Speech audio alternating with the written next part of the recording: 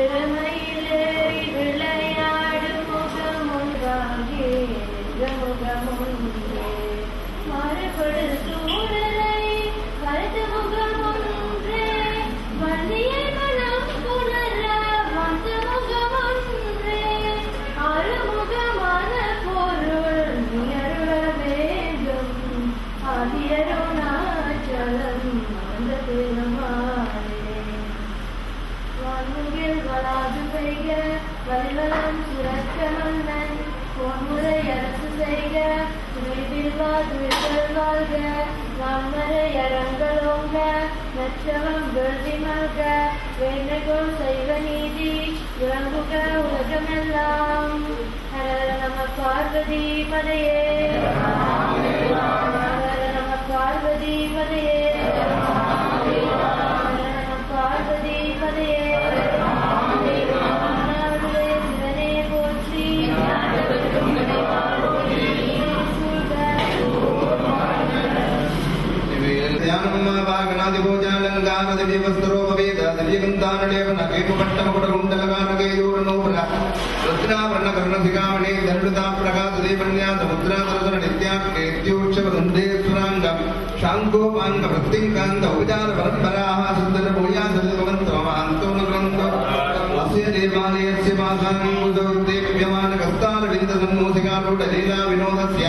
मार्ताण्डकोडे प्रभादेतवज्र वैडूर्ये भूमियदगादि नवरत्न प्रभास क्रीडस्य जम्बूकवित्तादि सन्नालिकेरप्रियस्य दूर्वापत्र अर्चना सन्तुष्ट अन्तरङ्गस्य आदिदेवस्य निर्विघ्नकारस्य विघ्नादिराजस्य कृपया एतेषां भक्तजनानां इतोऽपि मुखदैश्वर्यवाप्तिर्षभूया धृतिभवन्तु महान्तु अस्य देवालयस्य महोत्सव तृतीयदिन सायन्तनीय उभयक्षत्रेणां जन्मनक्षत्रे उत्तरपुण्य नक्षत्रे सुंदराधोजातस्य कटिकाराधोजातस्य कनकलिंगम नामधेयस्य आश्रितनक्षत्रे कडकलाधोजातस्य नटेशपिण्डनादेयस्य तस्य स्वकुटुम्बानां शुभनक्षत्रे मूलानक्षत्रे धनुराधोजातस्य सुजिकुमार नामधेयस्य तस्यानां चैत्रानक्षत्रे पङ्गेक्षेर्वीराम्यायाः अष्टकाम्याः कवलदिद्यास्तं शुभनक्षत्रे चैत्रानक्षत्रे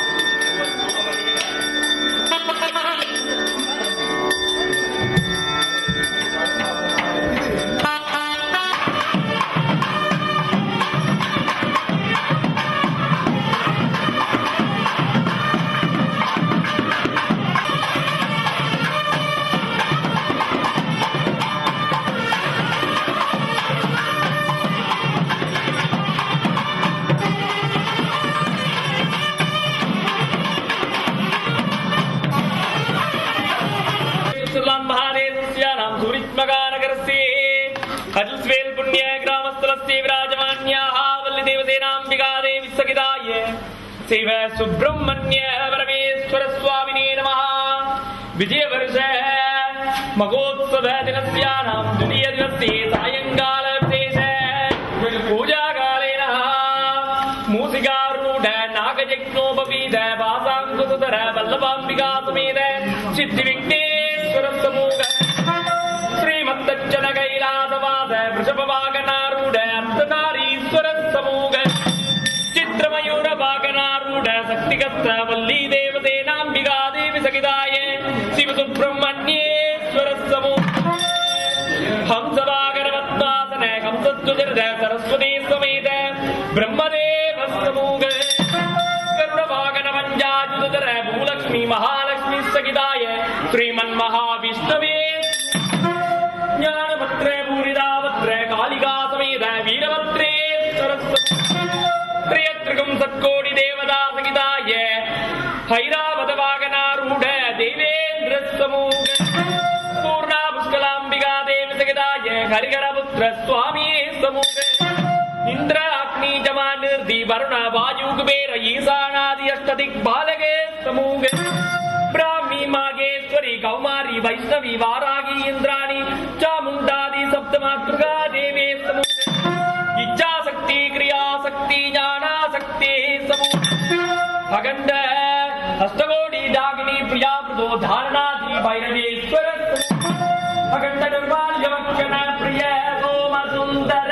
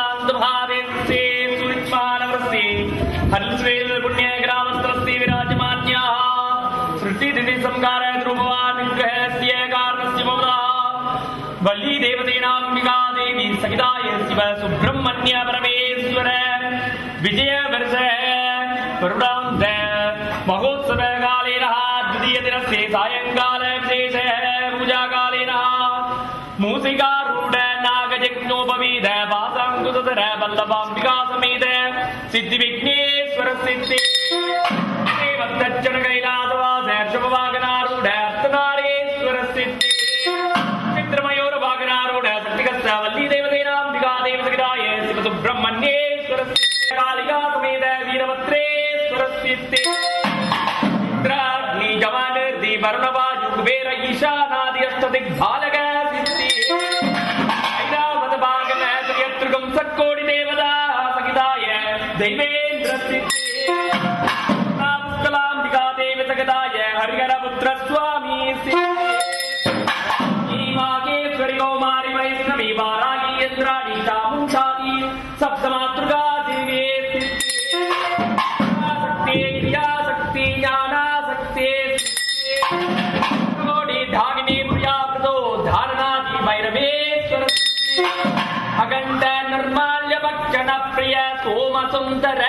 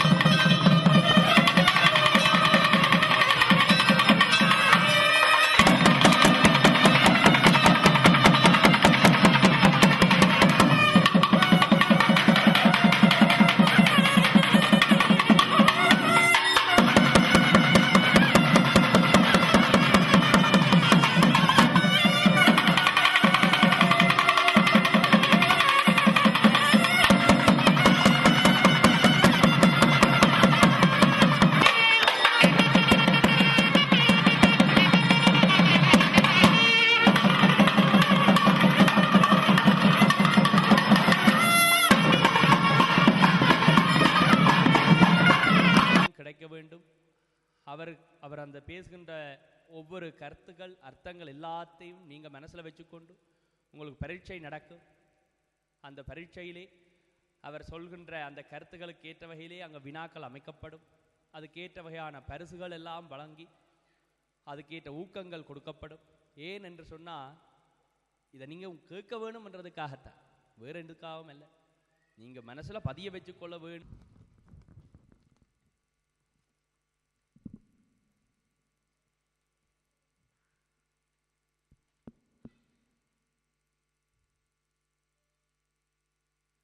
திருவாக்கும் செய்கருமம் கைகூட்டும் செஞ்சொல் பெருவாக்கும் பீடும் பெருக்கும் உருவாக்கும் ஆதலால் வானோரும் ஆணை முகத்தானை காதலால் கூப்பு வருத்தம் கை பொன்னும் மெய்ப்பொருளும் தருவானை போகமும் திருவும் புணர்ப்பானை பின்னை என் பிழையை பொறுப்பானை பிழையலாம் தவிர பணிப்பானை இன்ன தன்மையன் என்று அறிய ஒண்ணா எம்மானை எளிவந்த பிரானை அன்னம் வைகும் வயற்பயணத்து அணி ஆரூரானை மறக்கலுமாமே மூவிரு முகங்கள் போற்றி முகம்பொழி கருணை போற்றி ஏவரும் துதிக்க நின்ற இராறு தோல் போற்றி காஞ்சி மாவடி வைகும் செவ்வேள் மலரடி போற்றி அண்ணான் சேவலும் மயிலும் போற்றி திருக்கை வேல் போற்றி போற்றி. வள்ளி தெய்வானை சமேத சிவசுப்பிரமணிய சுவாமி திருக்கோவிலிலே நாம் எல்லோரும் கூடியிருக்கிறோம். எல்லாரும் ஆளுக்கு ஒரு கைங்கரியம், ஆளுக்கு ஒரு காரியத்தை நாம் செய்து கொண்டிருக்கிறோம். அவ்வாறு ஒவ்வொரு பணியை ஒவ்வொருவரும் ஏற்று செய்து கொண்டிருக்கிற நேரத்தில் என்னுடைய உள்ளத்தில் தோன்றியது 2 நாளாக நான் அனுபவிக்கிற ஒரு உணர்ச்சி என்னவென்றால், சைவம் தழைக்க நம்முடைய தமிழர்களின் தமிழ் மக்களின் பண்பாடு கலாச்சாரம் முதலியவைகள் என்றும் நிலைத்து நிற்க, நம்முடைய இளைஞர்களுக்கு நல்வழி காட்ட, ஆண்களும் பெண்களுமாக நமக்கென்று ஒரு அடையாளம் இருக்கிறது, அதை இழந்துவிடக்கூடாது என்பதற்காக உழைத்து கொண்டிருக்கிற உங்கள் எல்லோருடைய திருவடிகளையும் வணங்கி மகிழ்கிறேன். எல்லோரும் அதற்காக பாடுபட்டு கொண்டிருக்கிறீர்கள். இதை இழந்துட்டோம்னு சொன்னால் நமக்கு அடையாளம் இல்லை.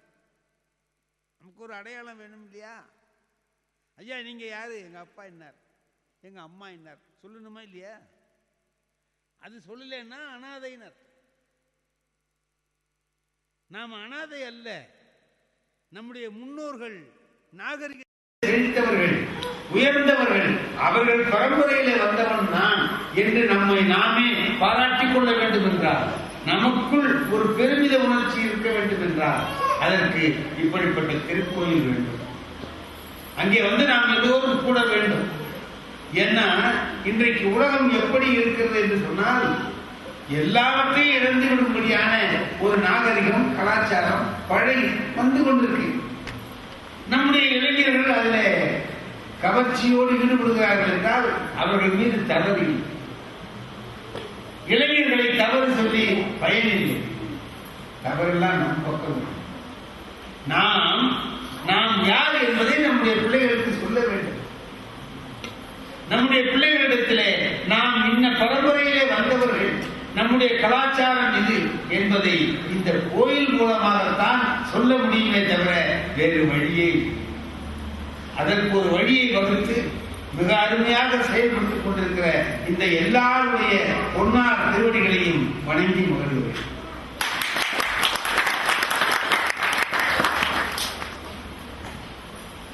பணம் வேணும். பணம் இல்லாமல் எதுவும் செய்ய முடியாது. அதுவும் ஐயா 2 நாளா அதையே சொல்லிட்டே இருக்கார். அவருக்கு தான் தெரியும் அதில் உள்ள கஷ்டம் என்னங்கிறது. வாங்கியாச்சே, அந்த பணத்தை கொடுத்து அதையெல்லாம் உறுதிப்படுத்தணுமேங்கிற ஒரு கவலையில அவர் சொல்லிட்டே இருக்கார். என்கிட்ட மட்டும் முருகப்பெருமான் கொஞ்சம் கூடுதலா பணம் கொடுத்திருந்தா அவரை நான் பேசவே விடணும். இந்த இருக்கியா முடிஞ்சு மறுநாள் நன்றி சொல்றதோட நிறுத்திப்பார். அது மாதிரி என்கிட்ட இல்லையே, என்ன பண்றது? இருக்கிறவங்க எல்லாம் ஆளு கொஞ்சமா கொடுத்தோம்னா அது சேர்ந்துடும். அது ஒன்றும் பெரிய விஷயம் இல்லை. நான் ஒண்ணு சொல்றேன், ஒரு பழைய கதை உண்டு, ஒரு கதை, அருமையான கதை. ராமாயண கதையும் பார்ப்போம், பெரிய விஷயம் இல்லை. அது நீட்டமாகவும் சொல்லலாம், சுருக்கமாகவும் சொல்லலாம். ராமாயண கதையை ஒருத்தன் சொன்னா, எனக்கு ராமாயணத்தை சொல்லுங்க, எவ்வளவு நாள் ஆகும்னு கேட்டாங்க. ஒரு மாசம் சொல்லலாமான்னு கேட்டாங்க. நேரம் இல்லை, அவசரமா நான் வெளியூர் போகணும். 10 நாள்ல சொல்லவா? அவ்வளவு நேரம் இல்லைங்க. ஒரு நாள் பேசாம இது போற எலுமிச்ச மரம், இது தூக்கி போடுறேன், இது திரும்பி வர்றதுக்குள்ள ராமாயணம் மகாபாரதம் ரெண்டையுமே சொல்லிடுறேன். இதுதாங்க எனக்கு தேவைலாம் சொல்லுங்க. அவளை தூக்கி எறிஞ்சான். திரும்பி வரத்துக்குள்ள சொன்னான், பெண்ணை தொட்டான் ராவணன் கெட்டான். பெண்ணை தொட்டான் ராவணன். இதுல எங்க ராவணன் தொட்டு கெட்டான் இதான் இருக்கு. சரி, பாரதம் எங்க இருக்குன்னா, அராவணன் சொன்னா பாம்பு கொடியை உடைய துரியோதனன் அர்த்தம். அவனும் இந்த பொண்ணை தொட்டதுனாலதான் கேட்டான். ரெண்டு சொல்லிட்டேன், மகாபாரதமும் முடிஞ்சு போச்சு, ராமாயணமும் முடிஞ்சு போச்சு, ரெண்டுக்கும் சேர்த்து காசை கொடுன்னு கேட்டார் புலவர். அவன் கொடுத்தானா இல்லையான்னு தெரியாது, அது வேற விஷயம். ஆனாலும் நாம நீட்டமாகவும் சொல்லலாம், குறைச்சு சொல்லலாம். நமக்கு எல்லாருக்கும், ஏன்னா நான் சொல்லி நீங்க கதையை தெரிஞ்சுக்க வேண்டிய அவசியம் இல்லை, உங்களுக்கே தெரியும். அதை எப்படி சொல்றதுங்கிற வரலாம் நான் சொல்றேனே தவிர வேற இல்லை. ஆனால் இந்த கதையை சொல்றேன். ஒருத்தன் போய் ஒரு ஜாதகம் பார்க்கிறவர்கிட்ட கொண்டு போய் ஜாதகத்தை கொடுத்தான். ஐயா, ஜாதகம் பார்க்கறதுல என்ன ஒரு சௌகரியம்னு கேட்டா சுலபமா பார்க்கலாம். ஏன்னா போறவனே பார்த்து சொல்லிடுவான். 1 வருஷமா என்ன பாடாப்படுத்துது பாருங்க அப்படின்னு சொல்லி கொடுப்பான் ஜாதகத்தை. அவர் வாங்கி எல்லாம் கணக்கெல்லாம் கொடுக்கும்போது 1 வருஷமா சரியா இல்லையே கரெக்டா சொல்லிடுறாங்க. இதான் சொல்லலாம், 1 வருஷமா சரியா இல்லைன்னு சொன்னதே இவன் தான். அதாவது திருப்பி சொல்றாங்க, இவன் அப்படியே சொல்றீங்களே. இன்னொருத்தன் என்ன பண்ணா, கொண்டு போய் ஜாதகத்தை கொண்டு கொடுத்துட்டு பார்த்து சொல்லுங்க, உங்க சம்சாரம் பேரு கமல நாயகியா இருக்குமே, அப்படியே சொல்றீங்களே. உங்க பெரிய பையன் ராமதாஸ் இப்படி கரெக்டா சொல்றீங்க. சின்ன பையன் சிங்காரவேலு, ஆமா அவனுக்கு 21 வயசு ஆயிருக்கு. என்ன இவ்வளவு கரெக்டா சொல்றீங்க? நீ ஜாதகத்தை எங்கடா கொடுத்த? ரேஷன் கார்டுல அவன் ஜாதகத்தை எடுத்து வர ரேஷன் கார்டு அதுல எல்லாம் வரிசையா இருக்கு, அதை சொல்றாங்க. அது மாதிரி ஜாதகம் பார்க்கறதுக்கு போனான். போய் சொன்னா, உடம்பு எனக்கு ரொம்ப ஒரு 4 வருஷமா சரியா இல்லை பாருங்க. அவர் எல்லாத்தையும் பார்த்தார். பார்த்துட்டு கணக்கு போடுறார். அவருக்கே மனசு தாங்கல. இவன் நாளைக்கு இருக்க மாட்டான், இவன் நாளைக்கு இருக்க போறது கிடையாது. இவனுக்கு நான் என்னத்தை சொல்றது? ஜாதகத்துல இருக்கிறத அப்படியே சொல்லக்கூடாது. மனோதத்துவ ரீதியா எதை சொன்னா அவனுக்கு சரியா வருமோ அப்படி சொல்றதுதான் ஜாதகம். அனுபவம் உள்ளவன் அப்பதான் சொல்லுவான். நாளைக்கு இவன் செத்து போயிடுவான்னு தெரியுது, அதை சொல்லலாமா? சொல்லக்கூடாது. சரி, இன்னைக்கு எனக்கு நேரம் தெரியல, ஜாதகம் பார்க்கணும். முதல்ல என்ன செய்வான், தனக்கு நேரம் தெரியாதுக்கான்னு பார்த்துக்குவான். சொன்னா படிக்கிற நேரம் தானான்னு. எனக்கு இப்போ நேரம் சரியில்லை, நீ நாளைக்கு மத்தியானமா வா. ஏன்னா நாளைக்கு மத்தியானம் வரைக்கும் இவன் இருக்க மாட்டான்னு தெரியும். நாளைக்கு மத்தியானமா வான்னு சொல்லிட்டார். அவன் போறான். போற வழியில மழை வந்து ஒரு பாழடைஞ்ச கோயில் இருக்கு. அது எல்லாம் இடிச்சு போய் முழுத்து கிடக்குது, கொஞ்சோண்டு இருக்கு. அதுல போய் நின்னான். மழை நேரத்துல மழைக்கு தப்பிக்கிறதுக்காக அங்க போய் நின்னான். பளிச்சுன்னு ஒரு மின்னல் இருந்துச்சு. அப்ப போய் நிக்கிற போது பார்த்தா கோயில் பூரா வீணா போயிருக்கு. அவன் நினைச்சான், எவ்வளவு அருமையா நம்முடைய மகாராஜாக்கள் எல்லாம் சேர்த்து கட்டின கோயில் இவ்வளவு சிதிலம் அடைஞ்சு கிடக்குதே, எனக்கு மட்டும் வசதி வந்ததுன்னா முதல்ல இதை நல்லா கட்டி மகா கும்பாபிஷேகம் நடத்திடுவேன்னு சொல்லி முடிவெடுத்தான். பணத்தை மட்டும் ஆண்டவர் கொடுத்தாங்கன்னா கும்பாபிஷேகத்தை அருமையா நடத்திடுவேன். இன்னொரு மின்னல் மின்னது பார்க்கறான், மேல இருந்து ஒரு கரு நாகப்பாம்பு அப்படியே தலைக்கு நேர வந்து ஒரு நிமிஷத்துல உள்ள போகுது, இவனை கடிச்சிடும். பார்த்தான், ஆஹா நிறைய இருந்தாலும் பரவாயில்லைன்னு வெளியே ஓடியாடுட்டான். இவன் வெளியில ஓடியாடுறான், அந்த கட்டில அப்படியே இடிஞ்சு விடுது. நல்ல வேளை நாம வந்தோம், இல்லைன்னா நம்ம நேரம் செத்து கொண்டு ஓடிட்டான். மறுநாள் வந்தான், ஜாதகம் பார்க்கிறவர்கிட்ட கொடுத்தான். அவருக்கு ஆச்சரியம் தாங்கல. நம்ம இதுவரைக்கும் போட்ட கணக்கு தப்பா போனதே கிடையாது. இவன் நீ காலையிலே செத்துக்கணுமே, இவன் எப்படி வந்தான்? இந்த பாரு, நீ என்ன பண்ண போனதுல இருந்து சொல்லு அப்படின்னு. அவன் சொன்ன மாரி கோயிலுக்குள்ள போனாங்க, கோயில் மோசமா இருந்துச்சு, நான் வேண்டிக்கிட்டேன் கடவுள் என்னை வந்து வசதியா ஆக்கினாருன்னா முதல்ல எனக்கு வீடு கட்ட மாட்டேன், கோவிலை தான் கட்டுவேன். இந்த கோவிலை நல்லா கட்டி கும்பாபிஷேகம் பண்ணுவேன்னு நான் முடிவெடுத்தேங்க. பாம்பு தொங்குறது தெரிஞ்சது, அது இடிஞ்சு விழுந்து அதுல சாக வேண்டிய வேண்டாடி, அந்த இடிஞ்சு விழுந்ததுல இருந்து நீ சாக வேண்டிய ஆள் உன் ஜாதகம் அதான் சொல்லுது. ஆனா நீ இந்த கும்பாபிஷேகம் பண்ணணும்னு முடிவெடுத்த பத்தியா, அதனால ஆண்டவன் உன்னை காப்பாத்தி இருக்காங்க. போ, நீ நல்லா வருவே, கும்பாபிஷேகம் நீ பண்ணுங்க. மகா பெரியவர் காஞ்சி முனிவர் சொன்ன கதை. இதுல என்னன்னா, இறை பணி செய்யணும்னு நினைச்சா நம்முடைய ஆயுள் நீளுங்கிற கருத்து. ஆகையினால ஏதாவது ஒரு வகையில நம்மால முடிஞ்ச ஒரு வகையில உதவி செய்தோமானால் அது நமக்கு பலவிதமான நன்மைகளை உண்டாக்கும் என்பதை ஐயாவோட சேர்ந்து நான் இப்போ நம்ம கதை காலையில் சொல்லி முடிச்சிருக்கோம். கொஞ்ச நாள் சொன்னோம், நேரம் இன்னைக்கு கொஞ்சம் ரொம்ப நேரம் நீங்க பேசலாம்னு ஐயா சொல்லியிருக்காரு. அது எப்ப எழுந்திருப்பாருன்னு எனக்கு தெரியல. அவரு எழுந்திரிச்சா நானும் எழுந்திருக்கேன். ரொம்ப ஒரு சரியான இடத்துக்கு வந்தோம். தாடகைய அம்பு விட்டு கொள்ளணும்னு விஸ்வாமித்திரன் சொல்றாங்க. பெண்ணென பெருந்தடை மனத்திடை எண்ணினான். அவன் நினைச்சான் பெண்ணை போய் கொள்ள சொல்றாரே. அதுக்கு விஸ்வாமித்திரன் சொன்னான், இவ ரொம்ப கொடியவள், ராட்சசி,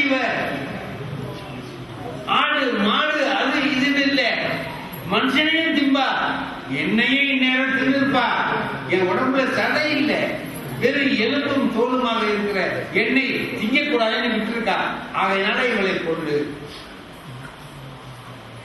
அம்பு விட்டார். இப்பதான் அவர் முதல்ல போரிடுவதற்காக அம்பை எடுத்து சண்டை போடுறார் ராமன். இந்த அம்பு போச்சு. அம்பு போனது தாடகையை கொண்டு. அந்த அம்பு எப்படி போனதுங்கிறது ஒரு அருமையான பாட்டு.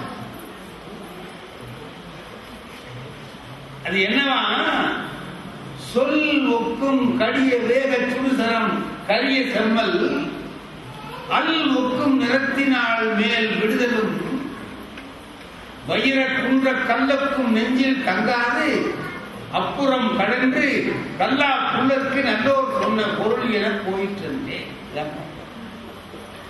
என்ன ஆச்சு, அந்த அம்பு போய் பாயுது. எப்படி போச்சுதான், சொல் ஒக்கும் கடிய வேக சுடுசரம். முனிவர்களுடைய சொல் எப்படி பலிக்கும்? முனிவர்கள் ஒரு வார்த்தை சொன்னா சாபம் உடனே பலிக்கும், வரம் கொடுத்தா உடனே பலிக்கும், ரெண்டும் செய்வாங்க அவங்க, பலிக்கும். அந்த சொல் மாதிரி இந்த அம்பு நினைச்சா நினைச்சதை முடிக்காம இருக்காது. சொல் அதோடு இல்ல, சொல்லுக்கு எவ்வளவு வேகம் உண்டோ, நான் இப்ப பேசுறேன், இப்பவே அந்த கடைசியில இருக்கிறவங்களுக்கு கேட்குது இல்லையா, அப்ப எவ்வளவு வேகமா போகுது, அவ்வளவு வேகமா அந்த அம்பு போச்சு. சொல் ஒக்கும் கடிய தேக சுடுசரம் கரிய செம்மல் விடுதலும். அவன் விடுறான். அது என்ன படிச்சான்? வயிற குன்ற கல்லொக்கும் நெஞ்சில் தங்காது. யார விட்டானா? அம்ப விட்டவன் கருப்பு. யார் மேல விட்டானா அவளுக்கு என்ன சொன்னா?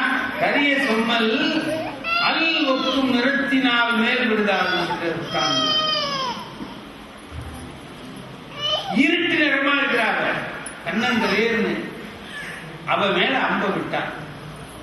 அவ மார்பு எப்படி இருக்குதான்னா வைரக்கல் மாதிரி இருக்கு.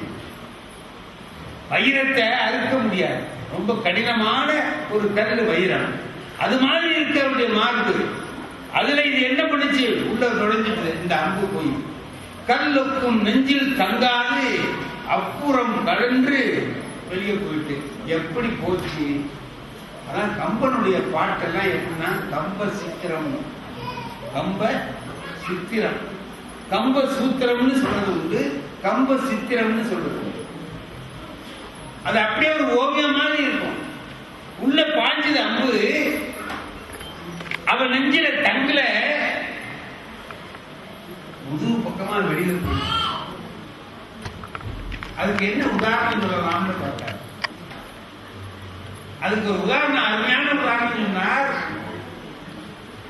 வயிறக்குன்ற கல்லொக்கும் நெஞ்சில் தங்காது அப்புறம் கடந்து கல்லா புள்ளருக்கு நல்லோர் சொன்ன பொருள் என போயிற்று. கல்லாத புட்டாளுக்கு நல்லவர்கள் அறிவுரை சொன்னால் அது எவ்வளவு வேகமா வெளியில போகுமோ, இந்த காதுல வாங்குவான், அந்த காதுல அது தானா போயிடும். எப்பா இதெல்லாம் செய்யாதே.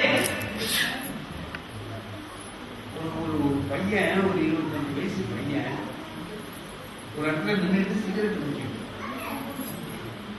எனக்கு அந்த சிகரெட் குடிக்கிறவங்களை பார்த்தா அவங்க வருத்தமா இருக்கும், வீணா போறாங்களேன்னு நினைச்சிட்டு அவங்ககிட்ட போய் நான் சொன்னேன், தம்பி சிகரெட் தான் குடிக்காத, குடிச்சா என்ன கேட்கறா, குடிச்சா என்ன, ஒரு சிகரெட் என்ன விலை, ஒரு நாளைக்கு எத்தனை குடிப்பேன்னு கேட்டேன். ஒரு 10 குடிப்பேன். 20 ரூபா ஆச்சா? ஒரு மாசத்துக்கு 600 ரூபா, ஒரு வருஷத்துக்கு 7,200 ரூபாச்சா?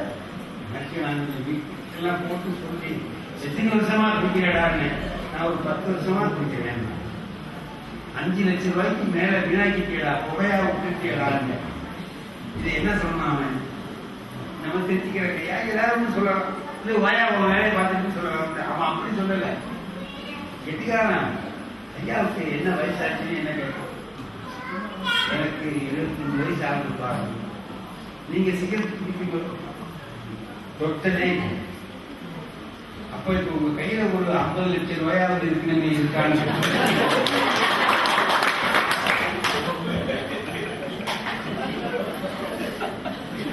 நானே 50 ரூபாய் கடன் வாங்குறதுக்காக போயிட்டு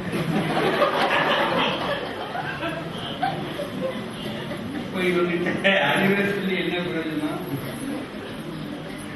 திருவள்ளுவர் சொல்றாரு, அவன் மாதிரி உள்ளவன்கிட்ட பேசாதே. அது மாதிரி சொன்னா அங்கனத்துள் முக்க அமிழ்து. சாக்கடை இருப்பாங்க நம்ம வீட்டுல, கழிவு நீரை ஊற்ற சாக்கடை, அதுல கொண்டு அமுதத்தை ஊத்தலாமா? அமுதத்தை தேவர்கள் இருந்தது, அதை கொண்டு போய் சாக்கடையில ஊற்றினா எப்படியோ அப்படிதான் முட்டாளுக்கு நீ அறிவுரை சொல்றது. இங்க கம்பன் சொல்றான், கல்லா புள்ளருக்கு நல்லோர் சொன்ன பொருள் என போயிற்று. அது உள்ளே தங்கல, சரக்கு போயிட்டு அவர் சொன்னாச்சு. 2 பேர் வந்தான் தந்தைக்கு மறுபடியும். சுபாஷ் மாரிசன். இந்த மாரிசன் தான் அப்புறம் வர போறான் மானம். அந்த சுபாகு போய் அடிச்சாரு, செத்துட்டான். மாரிசன் என்ன பண்ணா? ஓடி போய் கடல்ல ஓடி தப்பு. இதெல்லாம் முடிஞ்சது. அவரு யாகத்தை எல்லாம் நல்ல விதமா செய்து முடிச்சார். முடிச்சுட்டு வா அடிச்சுட்டு கூட யார் இருக்கா? ராமன் இருக்கான், லட்சுமணன். ராமன் போனா லட்சுமணனும் கூட போகும். ராமனை விட்டுட்டு லட்சுமணன் செய்யாமல் இருந்ததே கிடையாது. அவர் ஒப்படைச்சார். யாரு? தசரதன்.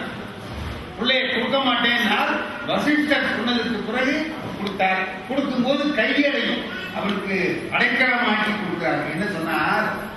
அப்பா, இவன் என்னோட உயிர், நீ கேட்டியேன்னு வசிஷ்டர் சொன்னாரேன்னு உன்கிட்ட ஒப்படை. தந்தை நீ, தாயும் நீ, ஏற்ற செய்க. இவனோட அப்பாவும் அம்மாவும் இனி நீதான், என்ன செய்யணுமோ அதை செய். இந்த 2 வார்த்தையும் சொன்னார் பாருங்க. அப்பாவும் நீதான், அம்மாவும் நீதான், எந்த செய்க, அவனுக்கு என்ன செய்யணுமோ அதை செய் அப்படின்னு ஏன் சொன்னாருன்னா பின்னால காரணம். இப்போ இவங்க ராமனையும் லட்சுமணனையும் அழைச்சிக்கிட்டு விஸ்வாமித்திரர் போறார். வேள்வி எல்லாம் செஞ்சு முடிச்சாச்சு. இப்ப நமக்கு ஒரு கேள்வி வருது. என்ன? இந்த விஸ்வாமித்திரர் தான் சகல ஆட்கள் உள்ளவர் தானே. அந்த ராட்சசர்கள் வந்து, அரக்கர்கள் வந்து ஏதாவது கெடுதல் பண்ணா சாமி கொடுத்தா செத்து போடுவாங்க. அதுக்கு ஏன் சின்ன பிள்ளைய ஆக்கிட்டு போனார்? அவரால் முடியாததையா இந்த சின்ன பையன் செய்வான்? இல்ல, அது என்ன சொல்றான்? சக்தியை சேகரிக்கிற போது செலவு பண்ணோம்னா சக்தி சேர. தவம் பண்றது எதுக்காக? தவம் பண்ணி பண்ணி பண்ணி தனக்கு ஆற்றலை சேகரிக்கிறதுக்காக. அப்படி சேகரிக்கிற போது கோபம் வந்து ஏதாவது சாபம் கொடுத்தா பெற்ற ஆற்றல் எல்லாம் போயிடும். வர வர செலவு பண்ணிட்டே இருந்தா பணம் தங்குமா? ஒரு தொட்டியில தண்ணி ஊத்துது, 2 இன்ச்சு தண்ணியில வந்து ஒரு பைப்புல வந்து தண்ணி ஊத்துது. போறது 1/2 இன்ச்சு பைப்புல போச்சுன்னா தண்ணி மிச்சம் இருக்கும். 2 இன்ச்சில வருது, 3 இன்ச்சில போகுதுன்னா தொட்டியில தண்ணி நிற்குமா? நிற்காது. அது போல ஆற்றலை சேகரிக்கிற போதே கோபத்தினால அவைகளை எல்லாம் செலவிட்டால் ஆற்றல் தங்காது. அதனால அவர் என்ன பண்ணார்? இவங்களை அழைச்சிட்டு வந்தார். இவங்களுக்கு சில காரியம் செய்ய வேண்டியது இருக்கு. அதனால முடிஞ்சது. 2 பேரும் போனார். சின்ன பிள்ளைங்க இல்லையா, ராமனும் லட்சுமணனும் விளையாடிட்டே போறாங்க. இவன் ஓடுறான், அவன் பிடிக்கிறான், விளையாடுறான். இதை வேடிக்கை பார்த்துக்கிட்டு விஸ்வாமித்திரர் போறார். விஸ்வாமித்திரருக்கு தெரியும் இவன் இந்த சின்ன பையன் அல்ல, இவன் திருமால். அவன் யாரு? அவர் படுத்திருந்த ஆதிசேஷன் தான் இப்போ லட்சுமணனா வந்திருக்கான். இதெல்லாம் யாருக்கு தெரியும்? விஸ்வாமித்திரனுக்கு தெரியும். ஆனா ராமனுக்கும் தெரியாது, லட்சுமணனுக்கும் தெரியும். அவங்க வந்து மனிதர்களா பிறந்த உடனே பழைய பற்றியெல்லாம் நினைப்பில்லை அவங்களுக்கு. தான் யார் என்பதெல்லாம் அவங்களுக்கு தெரியாது. 2 பேரும் விளையாடிட்டே போறாங்க. அவரு கூடவே போறாரு, வேடிக்கை பார்த்துட்டே போறாரு. ராமன் வேகமா ஓடினான். அவன் கால் பட்டு புழுதி பறந்தது. அந்த பறந்த புழுதி அங்க ஒரு சிலை கிடந்தது. அது மேல போய் அந்த புழுதி பட்டுது. அந்த சிலை மேல புழுதி படுது. பட்ட உடனே அந்த சிலை உயிர் பெற்று எழுந்து நின்று ராமனை வணங்கி. இப்போ ராமனுக்கு ஒண்ணுமே தெரியல. சிலையா கிடந்தது, இது எப்படி உயிர் பெற்று எழுந்தது அப்படின்னு அவன் நினைக்கிறான். விஸ்வாமித்திரர் வந்து சொன்னார், இது யார் தெரியுமா? அகலிகை. அகலிகை யார் தெரியுமா? கௌதம முனிவருடைய மனைவி. இவள் மீது ஆசைப்பட்டு இந்திரன் வந்து அந்த முனிவருடைய வேடத்திலே வந்து இவளை கெடுத்தார். அவரு சூடு பண்ணினான். என்ன? சேவல் மாதிரி வந்து 5 மணிக்கு போக வேண்டிய சேவல் 2 மணிக்கே போகும். அவரு விடிகால எழுந்திருக்கிறவர் எழுந்தார், போயிட்டார். அவரை அனுப்பிட்டு இவன் அவர் மாதிரி வேஷத்துல வந்துட்டான். அவளை கெடுத்துட்டான். இப்போ முனிவர் பொழுது இன்னும் விடியலைங்கிறது தெரிஞ்சு திரும்பி வர்றார். இவன் பூனை மாதிரி கிளம்பி போறான். தெரிஞ்சுக்கிட்டார், நிறுத்தினார், சாபம் கொடுத்தார். இந்திரனுக்கு சாபம் கொடுத்தார். 1000 கண்கள் உடம்பிலே தோன்றும் சொல்லிட்டார். இப்ப அகலிகையை பார்த்து நீ கல்லா போ அப்படின்னு சொல்லிட்டார். அவளுக்கு அவள் நெஞ்சினால் பிழைப்பு இல்லாதவள். அவள் மனசரிய ஒரு தவறும் செய்யலை. ஆனாலும் தவறு நடந்துச்சு. இப்ப அவரு சாபம் கொடுத்தார், கல்லா போன. அந்த அம்மா வணங்கு அகலிகை, இந்த சாபத்துக்கு ஏதாவது விமோசனம் உண்டா இல்லையா? ராமன் ஒருத்தன் பிறந்து வருவான். அவன் கால் அடி மண் பட்டு நீ உயிர் பெறுவாய் அப்படின்னு சொல்ற. ராமனே பிறக்கல, அப்பவே அவர் சொல்லிட்டார், ராமன் என்று ஒருவன் வருவான், அவன் திருமாலினுடைய அவதாரம், அவன் வந்து அவன் காலடி தூசிப்பட்டு நீ உயிர் பெறுவாய். அது வரைக்கும் கிடையாது. அவங்கதான்ப்பா இப்ப உன்னுடைய காலடி மண் பட்டு உயிர் பெற்று எழுந்திருக்கிறார்கள். சொன்னா அகலிகையை பார்த்து ராமன் சொன்னது, அன்னை அம்மா நீங்க போங்க, முனிவரோட போய் சேர்ந்து இருங்க. நெஞ்சினால் பிழைப்பில்லாதவர்கள் நீங்க, மனசையை நீங்க இந்த தவறு செய்யவில்லை. இந்திரன் செய்த தவறுக்கு நீங்கள் துன்பத்தை அனுபவிப்பீர்கள். கௌதம முனிவரை கூப்பிட்டு அவரோட அந்த அம்மாவை சேர்த்து வச்சுட்டு 2 பேரும் போனாங்க. 2 காரியம் நடந்துருக்கு. ஒண்ணு தாடகையை அழிச்சாச்சு, 2வது அகலிகைக்கு உயிர் கொடுத்தாச்சு. அங்க ஒரு பெண்ணை கொண்டாச்சு, இங்க ஒரு பெண்ணுக்கு உயிர் கொடுத்து எழுப்பியாச்சு. இது 2ஐயும் பார்க்கிறார் விஸ்வாமித்திரன். அவன் எவ்வளவு பெரிய முனிவன், அவனுக்கே ஆச்சரியம் தாங்கல. அவன் சொல்றான், வண்ணம் நிகழ்ந்த வண்ணம் இனி இந்த உலகுக்கெல்லாம் உய் வண்ணம் அன்றி மற்றோர் துயர் வண்ணம் உருவதுண்டோ. மை வண்ணத்து அரைக்கி போரில் மழை வண்ணத்து அண்ணலே உன் கை வண்ணம் இங்கு கண்டேன், கால் வண்ணம் இங்கு கண்டேன். உன்னுடைய கைக்கு எவ்வளவு ஆற்றல் உண்டு என்பதை நீ தாடகையை கொன்ற போது பார்த்தேன். உன் கால் எவ்வளவு புனிதமானது என்பதை இங்கே பார். ஓ கால் தூசிக்கே இவ்வளவு பெரிய ஆற்றல் இருக்கே. இது 2 விஸ்வாமித்திரனுக்கே ஆச்சரியத்தை உண்டாக்குறது. 2 பேரையும் பார். கால வண்ணம் இங்கு கண்டேன். அவர் அதை பத்தி எல்லாம் கவலைப்பட்ட ராமன் என்ன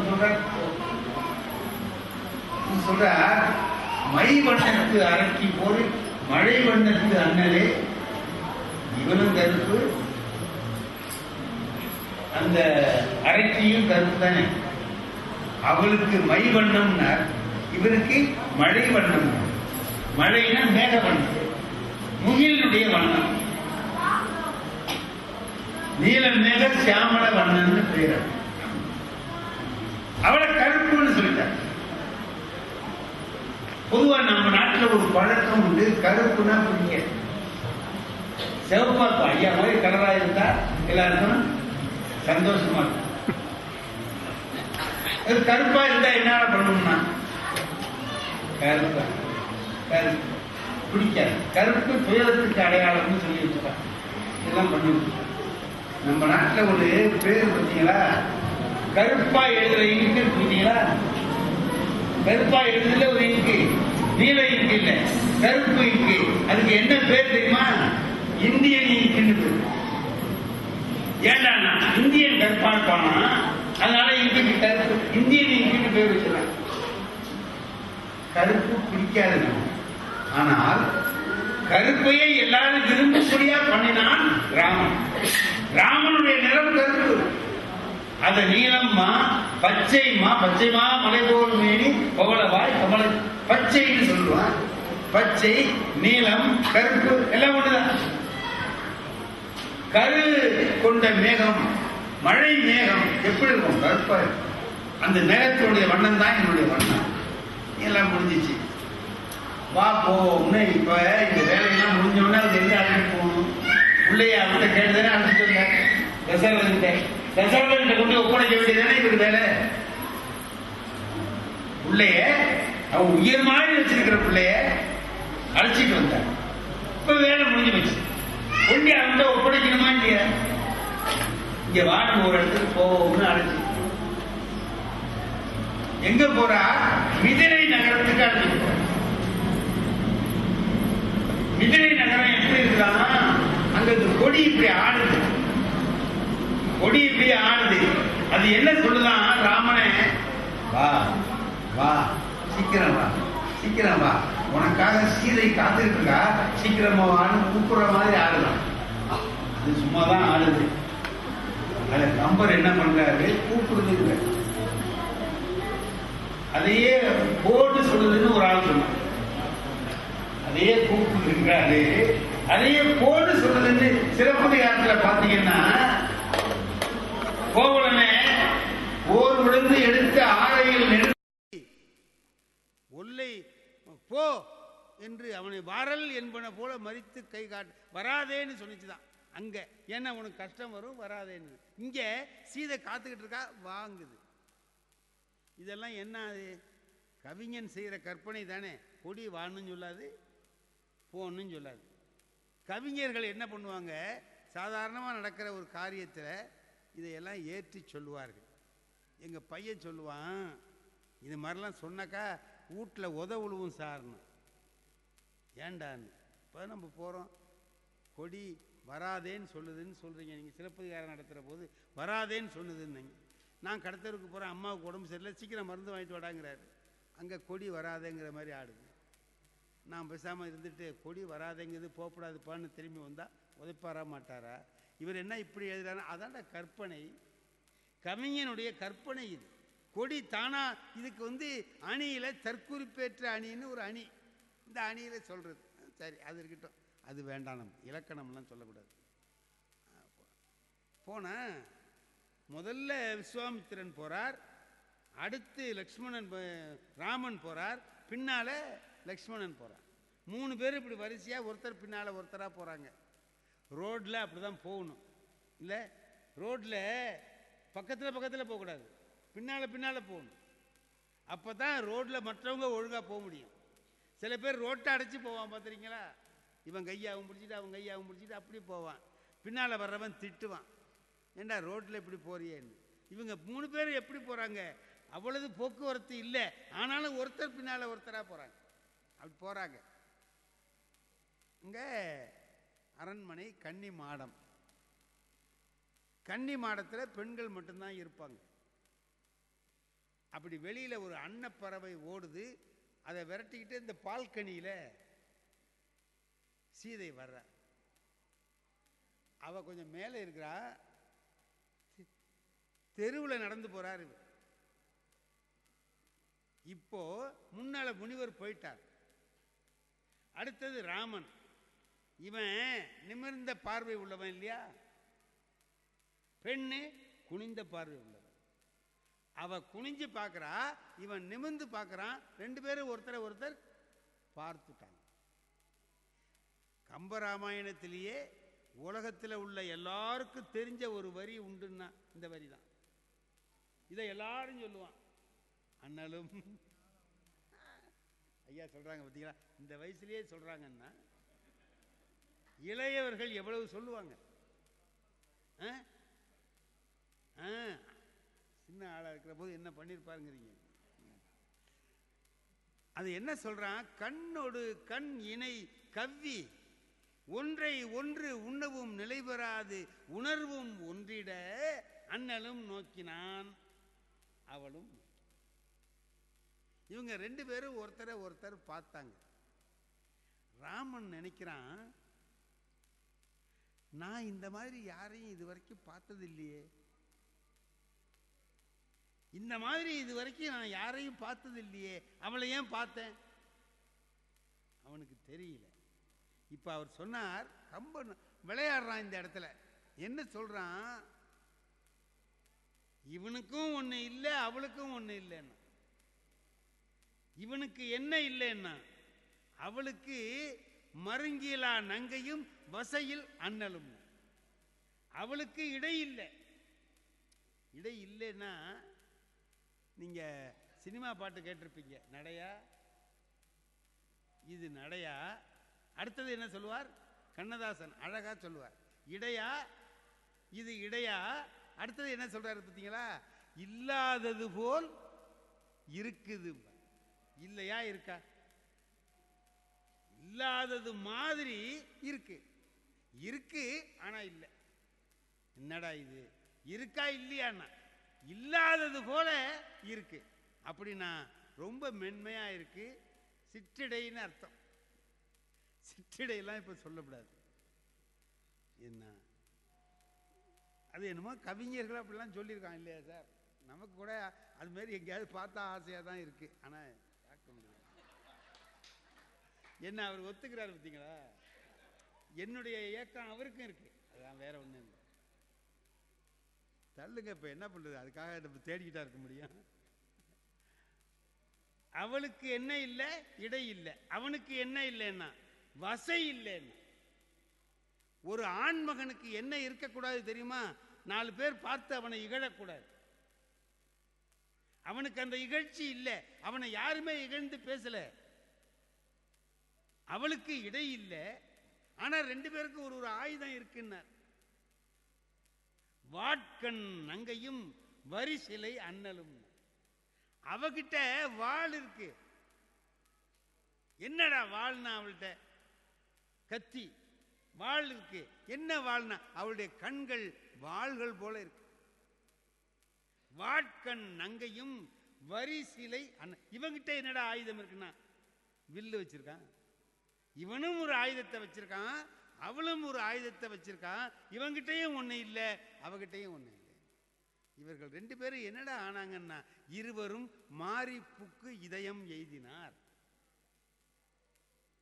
இவன் இதயத்துக்குள்ள சீதை வந்துட்டா, சீதை இதயத்துக்குள்ள ராமன் போயிட்டான்.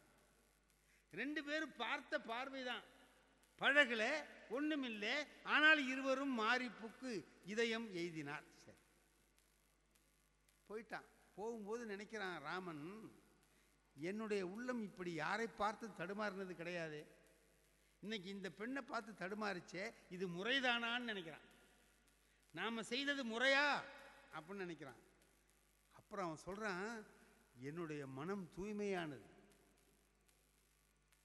அனாவசியமாக ஒரு திருமணமான பெண் மீதெல்லாம் என்னுடைய கவனம் போகாது. எப்போ நான் அவளை பார்த்தேனோ அப்பவே அவள் கன்னி பெண்ணாகத்தான் இருக்க வேண்டும் அப்படிங்கிற முடிவுக்கு வந்தான். இதெல்லாம் முடிஞ்சது. மறுநாள் காலையில் போய் படுத்தான். அவளை நினச்சிக்கிட்டு இருந்தான், அவள் இவனை நினச்சிக்கிட்டு இருந்தான். எல்லாம் காதல் காட்சிகள், ரைட்டு, விடுங்க.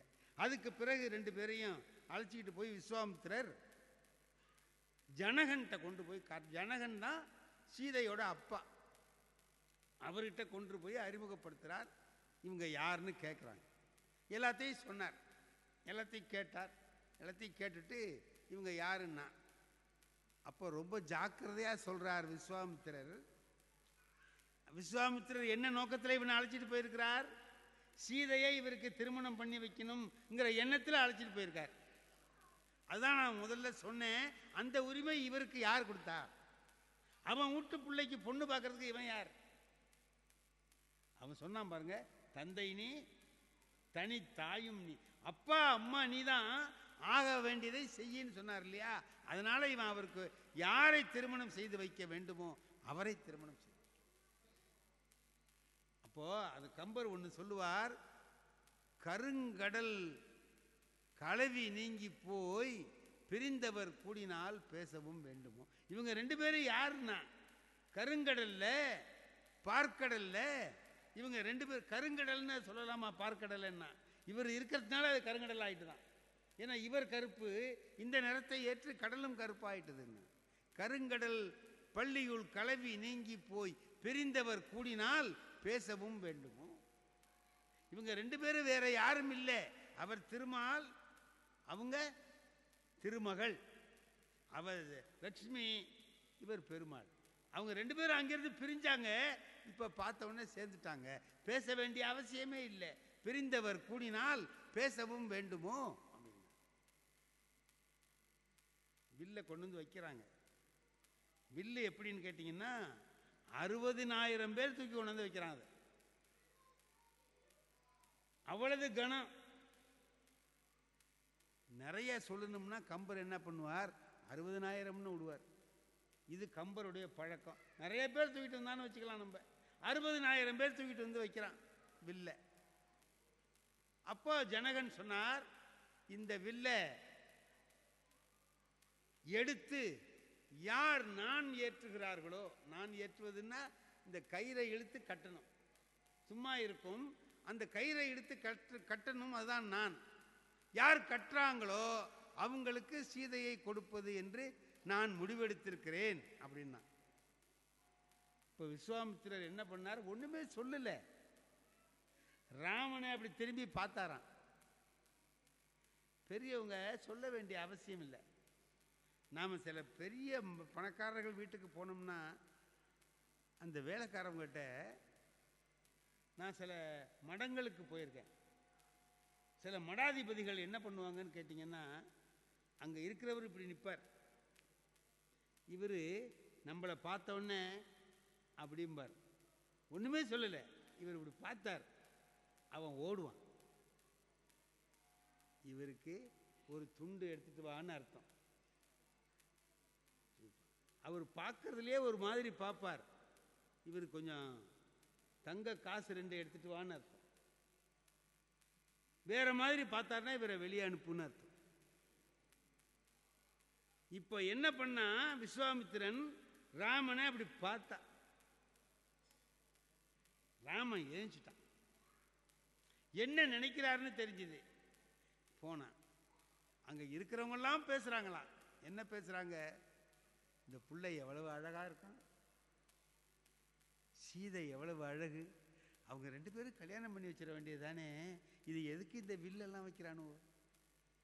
ஏன்னா ஒரு கால் வில்லை இவர் எடுத்து வளைக்க முடியலன்னா என்ன பண்றது அப்படின்னு நினைச்சு எல்லாரும் பேசுறாங்களாம்.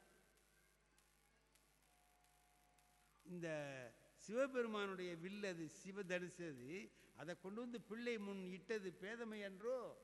இவங்க முன்னால கொண்டு வந்து இதை வச்சாங்களே, இது முட்டாள்தனமான வேலை செஞ்சிருக்கான். தூக்க முடியலன்னா என்ன பண்றதுன்னு நினைச்சுக்கிட்டு எல்லாரும், ஏன்னா இதுக்கு முந்தி எல்லாரும் என்ன பண்ணா, எடுத்து தூக்கிறதுக்கு தூக்கவே முடியல, ஓடிவிட்டான். சில பேர் பார்த்த உடனே ஓடிட்டான். 60,000 பேர் தூக்கிட்டு வர்றதை நாம எப்படி தூக்கி நிறுத்துறதுன்னு போயிட்டான். இப்போ இவர் என்ன பண்ணார், எழுச்சி நேரா போனார். போனவர் அப்படி இடது கையால தூக்கினார், தூக்கி நிறுத்திட்டார். கம்பர் சொல்றார், அவர் தூக்கினது எப்படி இருந்ததுன்னா, சீதைக்கு சூட்டக்கூடிய மாலையை கையில் எடுப்பது போல எடுத்தார். பிடிச்சி இழுத்து வளைச்சி நானை கட்டுறதுக்காக வளைக்கிறார். பொட்டேர்னு உடைஞ்சுது. வளைச்ச வளையில அது உடைஞ்சு போச்சு.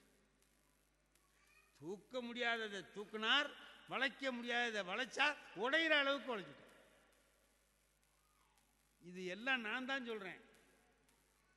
ராமாயணத்தில் அப்படி இல்லை. கம்பர் என்ன சொல்றார் தெரியுமா, எடுத்தது கண்டனர், இற்றது கேட்டார்னா. அப்படி எடுத்ததுதான் தெரிஞ்சது, உடைஞ்சு போச்சு. அவ்வளவு விரைவாக அவர் செயல்பட்டார். இப்போ சீதைக்கு திருமணம் செய்து வைப்பது என்று முடிவாயிற்று. முடிவான ஐயா, எவ்வளவு பெரியவங்க நீங்க, ஒரு கல்யாணத்தை தடுக்கலாம் ஐயா?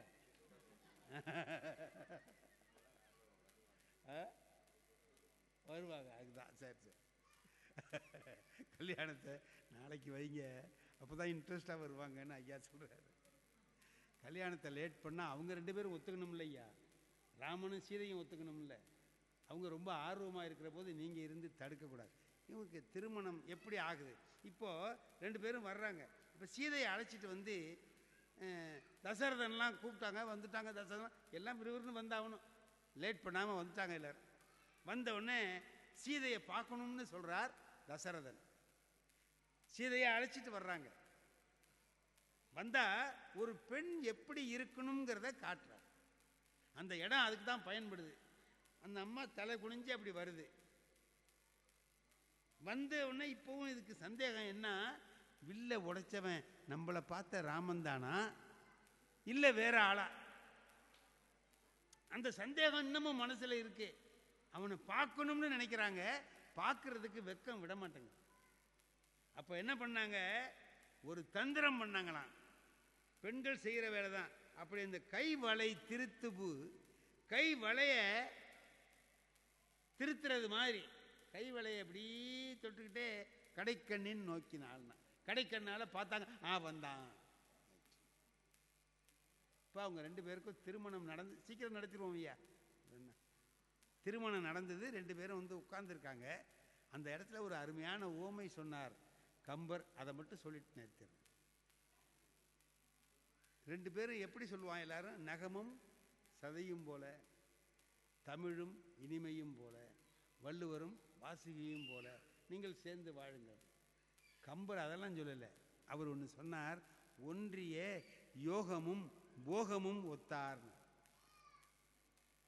யோகம் இருக்கும், போகம் இருக்காது. போகம்னா என்ன, அனுபவிக்கிறது. யோகம்னா அவனுக்கு ஜாதகப்படி அந்த யோகம் இருக்கு. அதாவது என்னன்னா, கார் வச்சுக்கிற யோகம் எனக்கு இருக்கு, ஆனா கார்ல போற அனுபவம் எனக்கு இல்லை.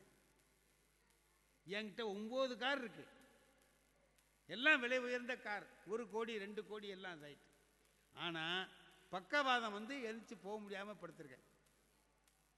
எனக்கு யோகம் இருந்தது, போகம் இல்லை. என் டிரைவர் இருக்கார்ல, அவருக்கு கார் வச்சுக்கிற யோகம் இல்லை, எல்லா கார்லையும் அவர் தான் போறார், ஆனா போகம் இருக்கு. கம்பன் சொல்றான், யோகமும் போகமும் சேர்ந்து இருந்தால் எப்படி இருக்குமோ அது போல அவர்கள் 2 பேரும் இருந்தார்கள். ஏன்னா போகம்னு சொல்றாருன்னா, அவ திருமகள் மகாலட்சுமி தான் செல்வங்களுக்கெல்லாம் அதிபதி. இவர் யோக நிஷ்டையிலே இருப்பவர், அறிதுயிலே இருப்பவர். அவங்க 2 பேரும் சேர்ந்து இருந்தார்கள் என்பதை காட்டினார். அவ்வாறாக அவர்களுடைய திருமணம் நிறைவேறியது என்பதோடு சொல்லி இன்றைய பேச்சை இந்த அளவிலே இதுக்கு மேலேயும் சோதிக்கிறது நல்லது இல்லை என்பதனால இந்த அளவிலே நிறைவு செய்கிறேன். எல்லோருக்கும் நன்றி, வணக்கம்.